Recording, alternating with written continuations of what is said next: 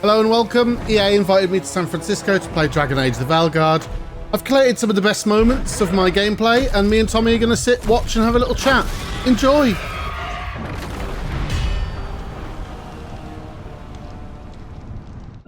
Right then, so I thought we'd start with the character creator. My God. Tommy's here with me. I'm here, yes. This is the first time I've seen this video, so we're just doing, we're just going to chat about the game. Live reactions. So you can play as the four races: the Kunari, the elves, the humans, or a dwarf. I picked now, a dwarf. can you make freaks? I think that's the important thing. I was having a little look, and so there's like a basic kind of pyramid slider you can do, but then I did delve a little bit deeper, and there are, that's right, sliders. Yeah. But also the hair is particularly beautiful in this game, actually. Yeah, it looks really good. I was going to say. Yeah, and so there was quite stylized though. Like, he looks like a sort of cartoonman, but it's nice. Yeah, it's sort of Pixar looking in a way. Yeah. It reminds me of Inquisition in its cartoon kind of stylings, but it's good. It's good. Yeah, it looks nice. Yes, so there are sliders, and as you'll see, Lord shortly, Browley. Yeah, well, wait until I tried to think, what freak can I make? And obviously there was limited time because I didn't want to spend all day on the character creator, but I managed to. He's certainly been stung by bees. Somewhat Bo Selector. Oh yeah, it is actually. And the devs liked you flying to San Francisco to do this on their game. Well, actually, several devs. What the Sphinx chin? Yeah. What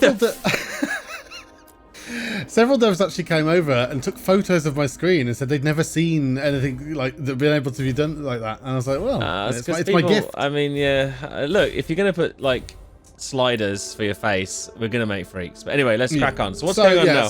So I picked a class there. I picked warrior. There's three classes as with all Dragon Age games: warrior, rogue, or mage. And then each class, as you level and kind of pick skills and stuff, has kind of subclasses within those classes. And there's like backstories here. I can see you're choosing. Yes. So you've got like different armor and stuff. Yeah, deal increased damage versus Anthem and stuff like that. So I guess depending on what you want to build, it might have a mild impact. There's a combat preset. This is the difficulty sliders, yeah. So you can obviously have a completely custom one, or I just went that's for cool adventurer. actually. So you can do damage, aggression, tactical challenge, and defend timing. So if you don't mind it being really damaging, but the parry window or the enemy aggression. Yeah, there is a parry. So okay. This is we're starting off with a bit of an intro to the story here. God. Yeah. So this is the first time you see your character. You kind of go into a pub. And it's been worked over. And there's two characters at the very start of this kind of prologue that are from directly from Dragon Age Inquisition, and Varric, I believe, is actually from Dragon Age 2 as well. And the long and short of the story, because I'm not going to show the whole prologue here because it's like 45 minutes long, but it's basically there's a guy called Solus who's like an elf, and he's actually some kind of god, and then he does some kind of wizardry, and he claims that, like, Varric says he's setting free the other elf gods, but then he claims he was trying to move them to a different jail. Okay, well, but people can watch that and. Well, yeah, it's literally just the prologue, so yeah. I think we saw some of this gameplay in the Jeff Keighley's games industry takeover trailers fest, or I think is that what it's called? Yeah, I think it is.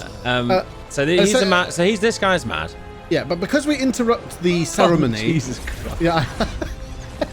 Because we interrupt the ceremony, basically these two gods get out, and it kind of explodes the world into the rifts. Right. And so that's why it's called Veil. Well, it's actually the Veil. That's why it's called Veilguard. You guys have been thoroughly chinned, which is good for him because he's got a lot to take it on. So. Well, quite, yeah. Now it actually looks like my character's normally sized, but that was another dwarf character that picked me up. So. Oh, I see. Yeah. And so yes, it's all crumbling, and so that was like a prison that held the gods in, and then look, it's all timey-wimey, wibbly-wobbly. And, it's kicked off. Yeah, so they're the two main baddies of the game, I guess. Right, and so you get out. So you got out of there fast. Yeah. And there's some wibbling spirits. So you start off with these two companions here. There's a bit of it's actually on frostbite. He's been painting. Yeah. And he's accidentally leant against the wall, it looks like. All right, combat. Yeah. Talk me through it. So I thought we'd go straight into combat. Playing warrior. So as you surmise, there is a parry window. Yeah. And then there's also kind of I don't remember heavy. Inquisition at all. Is this similar to Inquisition or not? Absolutely not. No. Right, okay. So it's a completely different combat style to all other Dragon Age games.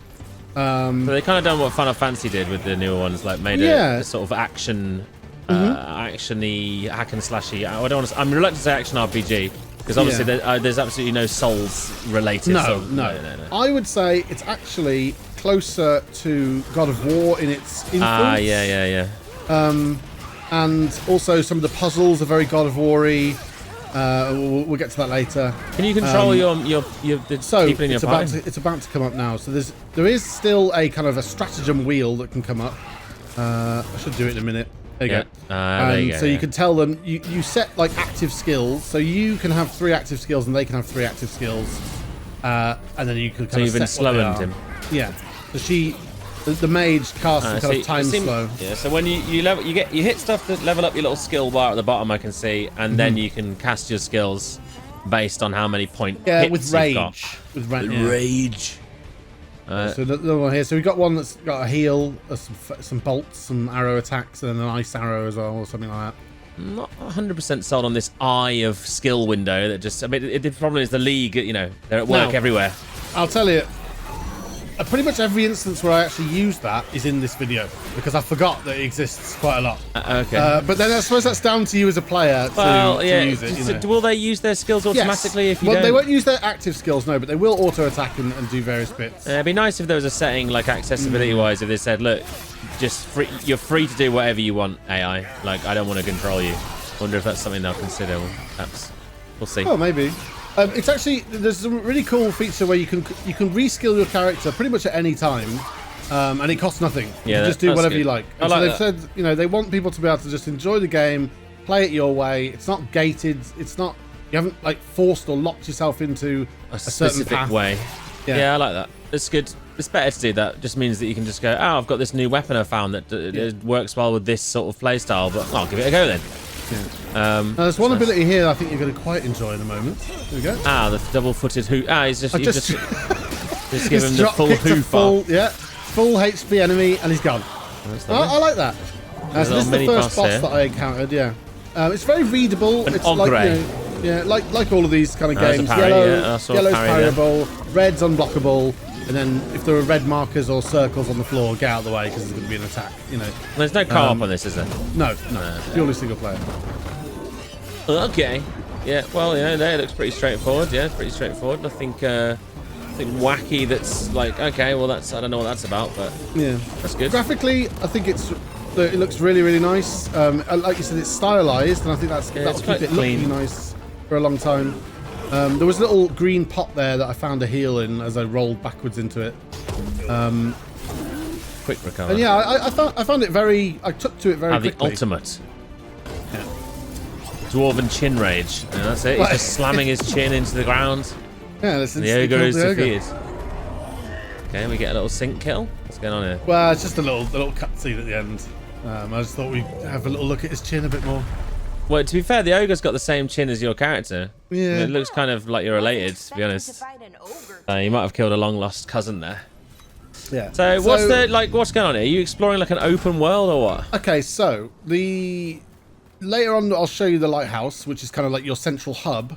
And again, akin to God of War, there is like a central bit that you keep going back to, and then you go out into these veils, into like new realms and things. I don't imagine it. And so I'm just kind of showcasing a few like little puzzly bits. So there's batteries or whatever you pick up, and you open doors with them, or you get access to secret treasures. Yeah. And then there's a bit here where I think I utilize a ballista to smash open a wall, and so there is lots of secrets and things that you can do. And different little ways. So like there's the blight there's blocking me from using that, and it's kind of just teaching you that do you have blight balls. Yeah, go on. Sorry. I was just gonna say. Do you have to have a warrior, mage, and rogue? No. Oh, okay. So you can have 3 warriors. Well, I don't know that there are 2 more warrior companions. NPCs. Oh, I see. But I think there might be because. Well, hang on. Who's this lad? So. Later on, they skipped us ahead to a different mission thing, and we weren't able to use our characters anymore. That's fine. I was just wondering what's going on. So little puzzles, open world. So yeah, when you say it's like open world, like a big map, or is it more just zones or what? I don't know. Or is it one map? It's lots of little maps, and I would say it's more akin to God of War in that style where each level is kind of like its own realm, and then the secrets you can go. Those levels are quite linear in God of War, except for the center one has a little bits and bobs you can go back and forth. But I have to assume each realm on this is a bit more of just an open map. You can just. Because it looks like it is. Like this bit, the crossroads specifically, is quite an explory area. So those wolf statues point towards where there's a treasure, and that treasure just gave me a skill point. I see. Yeah. And then skills. Yeah. So you can see the 3 specializations for warrior here: champion, reaper, and I can't remember the last one. There's slayer. So that would be like I'll translate it. Yeah. Paladin, berserker, or warrior, something like that, and then Death Knight of some kind, or like I think the Reaper has HP drain when you hit people and stuff. Yeah. Okay. Yeah, I liked the. This is the actual companion screen, so you can set armors and you can rank them up as well, and you can change and do their skills as well. It's obviously not quite as in depth as the players one, but just like you can just level up their skills basically. Can they use all 5 of those skills in the? No, you can only have 3 active at a time. I don't know if they can have an ultimate though. I kind of didn't play enough of it to do that. This is the rogue skill tree because this is when I was playing as the chap. Yeah.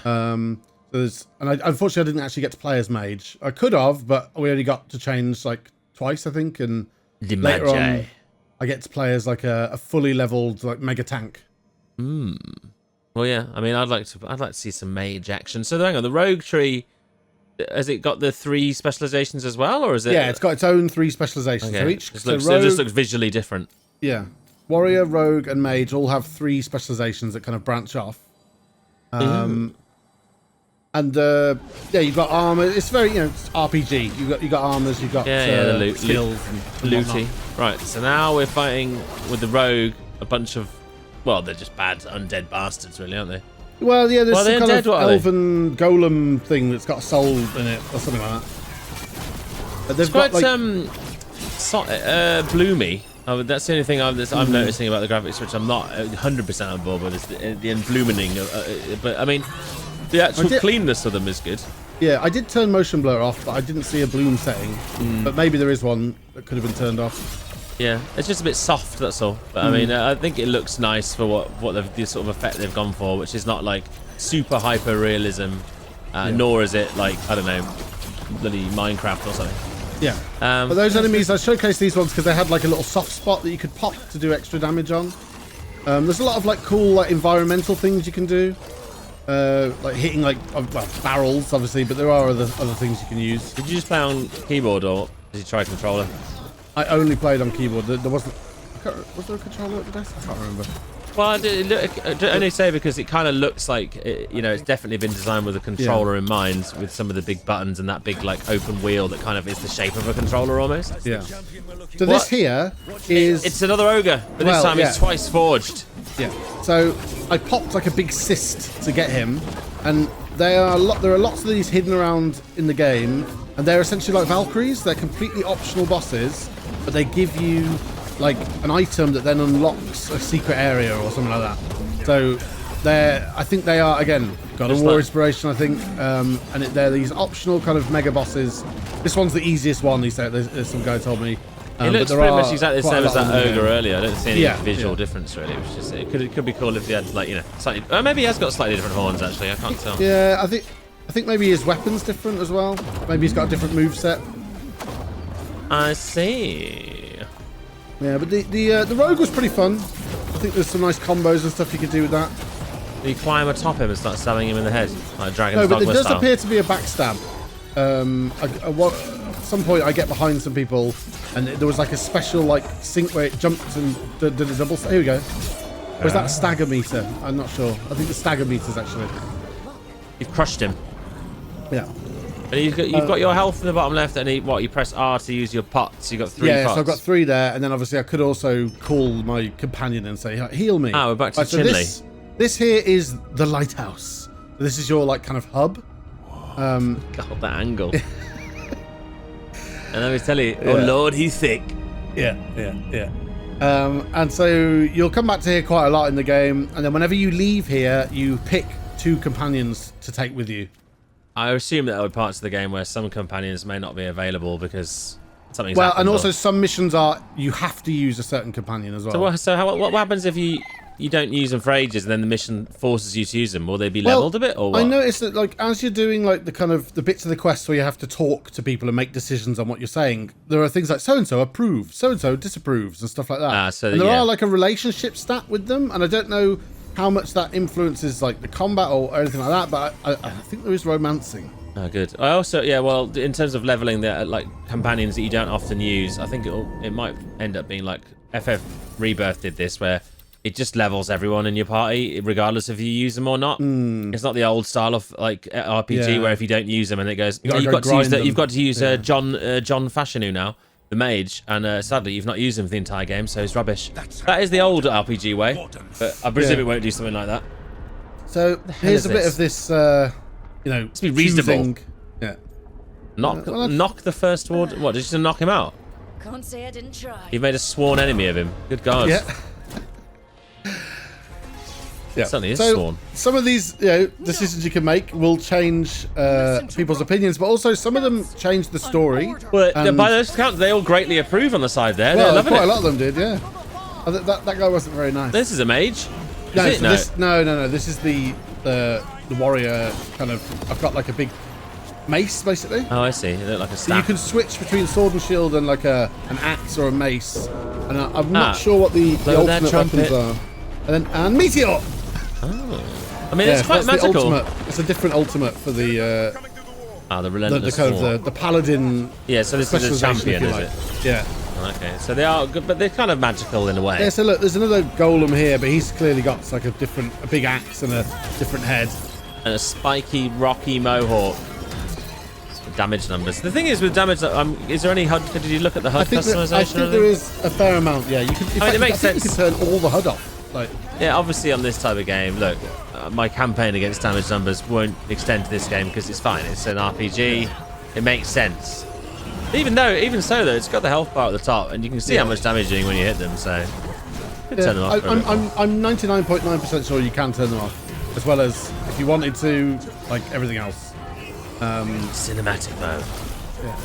And then so you can see above my skills there's like it's like V or C or whatever on there, and that's like an enchant on the weapon, so I can tap that occasionally and it'll add poison damage to my weapon or whatever the enchant is. Yeah. The entangling spirits. I mean, there's so many skills. I mean, what's this? Well, these are the companions. Yeah, and then at the top they said like just attack or something, or just keep. I don't know. I couldn't really. Yeah, that screen's a bit. It's a bit full on, isn't it? It's visually busy, yeah. Very visually, all jostling the position. Now, obviously, I do think that some super diehard fans of Dragon Age are going to be like, well, hang on, this is nothing like, Yeah. Well, what? So the other ones, what do they play like compared? Well, they were much less action and more tactics based. I think. It's a bit like a turn-based strategy. I genuinely don't. I played Dragon Age 1. It's been a long time. Inquisition was isometric top-down, and I think there was like action to a degree, but then you could kind of like pause it. I think. So we're coming to the end now. This is just. I thought, well, let's have a dragon because it's the Dragon's Age. Well, it is the Dragon's Age. That's obviously one of the elf gods there who's turned into a cloud. Right. That's normal, is it? Yeah.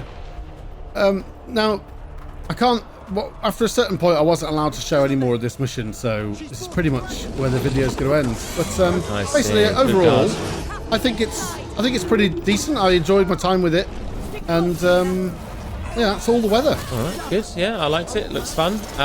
It looks like it might be a bit of a meme for a Monday morning. Look. Co-op would be good, but we can't have everything we want. I'm interested to see the major fans' reactions to this, but yeah. Good Dragon Aging, I suppose.